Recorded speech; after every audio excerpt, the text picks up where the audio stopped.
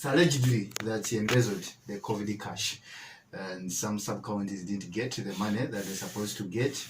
And of course, that means the DHO, if the DHO's office is in question, and the chairman of the task force is the RDC, then there's a big question there. But IGG likely to extend the ultimatum on wealth declaration. There's a lot of drama by that going on. They told the people to declare whatever they have.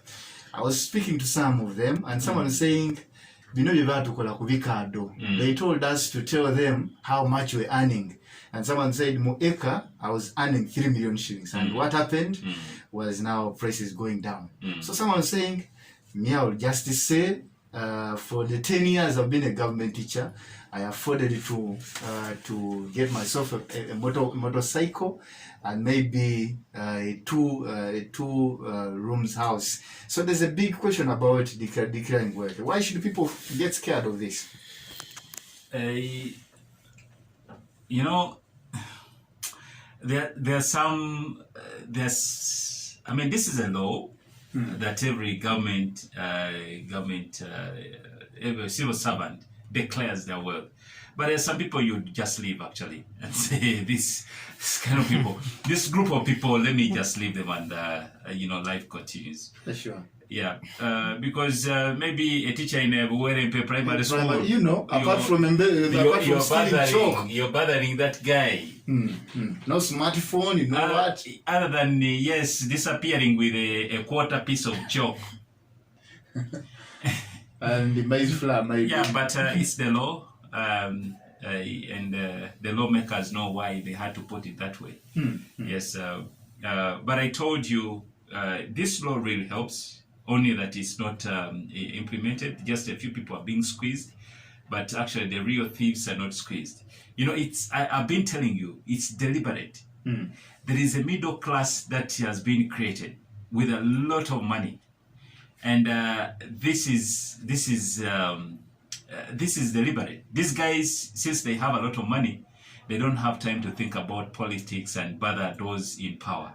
They are busy stealing money and enjoying their money. So, they give them a way of getting money with so many parastatals and you see so many doing almost repeated jobs. The roles just almost overlaps, but they overlapped. But you put them there to get some money and they keep stealing the money. They won't bother you with the politics. Sure.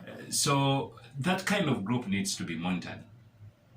But a teacher in Kinawampene, they are down other than a quarter piece of chalk. There's nothing to take. Even of course the money they get is the one for UPE, which sometimes never even reaches the school.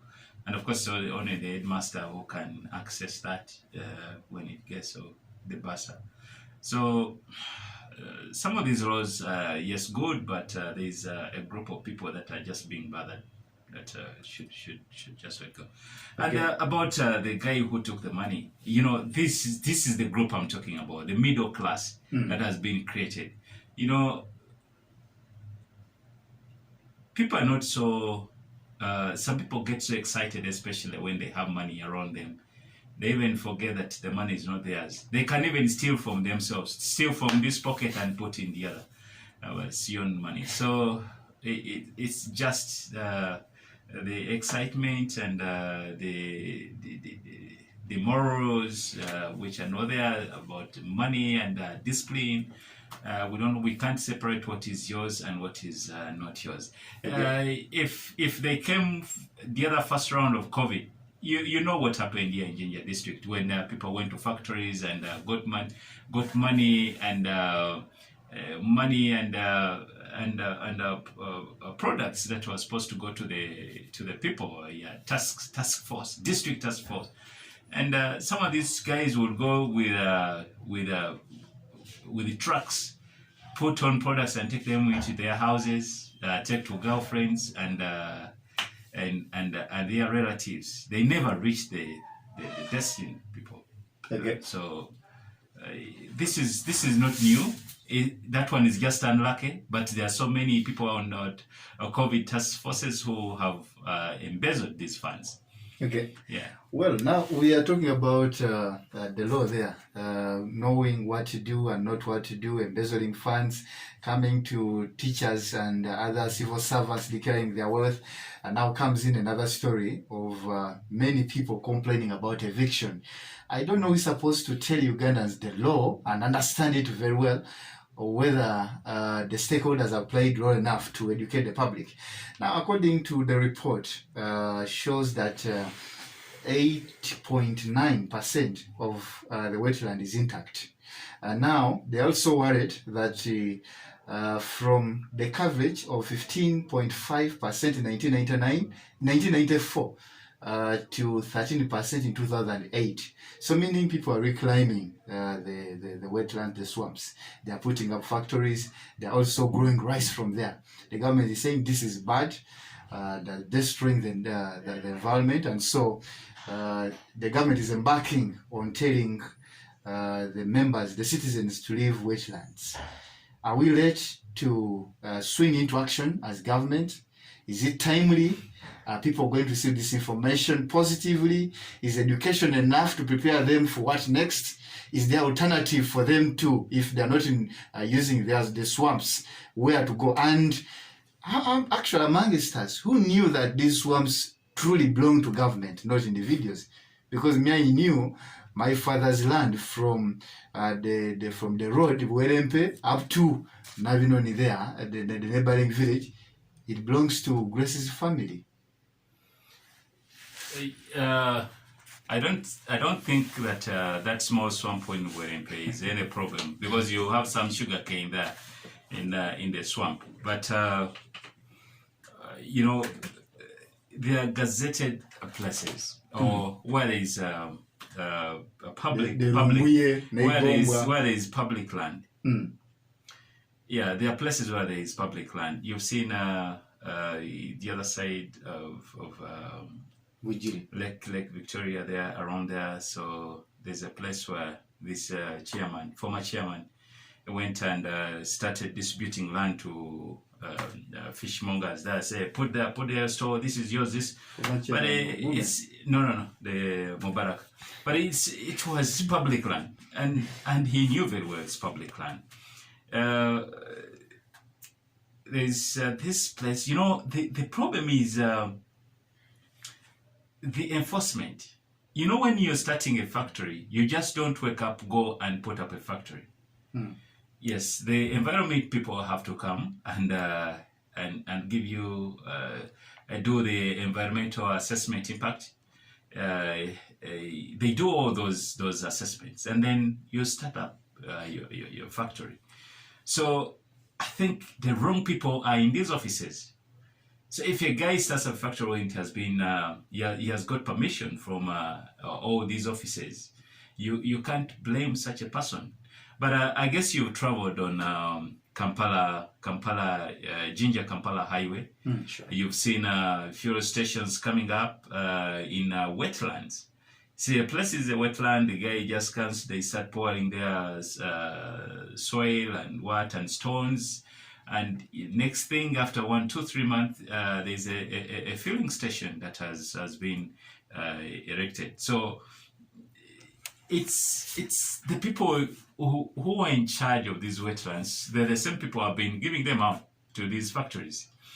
The other day, there's another DC, actually Sakwa, I think there's a factory here in Bugembe. He wanted to close the place. This is, you know how cantankerous he was. And then after 2 weeks, he receives an invitation from the president that come for the opening of a factory. The same place that he was fighting for. He has to attend the opening of a factory, and the president was going to be there. So it's just the enforcement, the law, and the people who are supposed to implement who don't care. You know, there's so many other things. It's not only the wetlands, but basically the environment, there are so many things we neglect about the environment. We will not be facing these. I think the rains have started coming, but they should have started way back. But we're not getting the rains. Those are some of the effects of what we've done to the environment. Okay. Well, we take a very short commercial break and we'll be back with a reference point. My name is Sir Grace Mwesigwa, and my guest this evening is Michael Mwesigwa.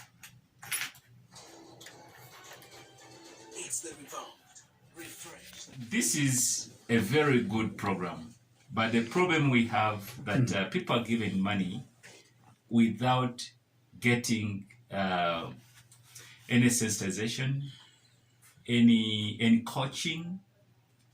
You know, if you have been having 1,000 shillings and when you wake up and find 100,000 by your bedside, you might even run mad.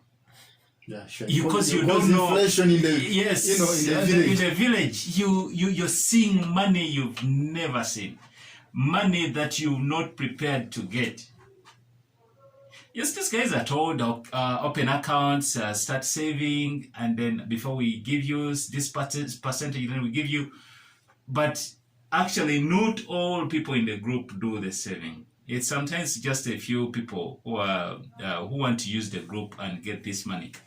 So those guys end up saving, and then they have others behind just to use them, not because they're going to get the money, but they just want to use them. So I hope the MPs are coming to sensitize their constituents about preparing themselves to receive the money. Okay, now because to some of them this is a lot of money, they've never had it. So who is to blame for the misinformation, the gaps that you're talking about? Because the MP is supposed to do checks and balances. Whoever comes up with these programs is to blame. You know, you just because yes, Mwesigwa was there, but what kind of prep did they give to the people who are going to receive this money? I mean, you've been hosting maybe one or two guys from the officers in charge of Mwesigwa. Say, tugenda kuja, Budondo, we shall be giving out the money. That is all. That is all. But people need to be trained, even given ideas on where they can invest this money. But, you know, you get the money now during these hard times of COVID. The guy just goes to buy posho and beans, because 100,000 is almost close to what the Prime Minister was giving. Yeah, sure. All right, 0752 890 12 minutes to the top of the hour. So join us. And the process is just too long. Sign here, so you get certificates. You can go to guys who are going to give you the money. You just have to. If you are a very impatient person, you give up before even getting the money. You come back next week. Come back. You come back.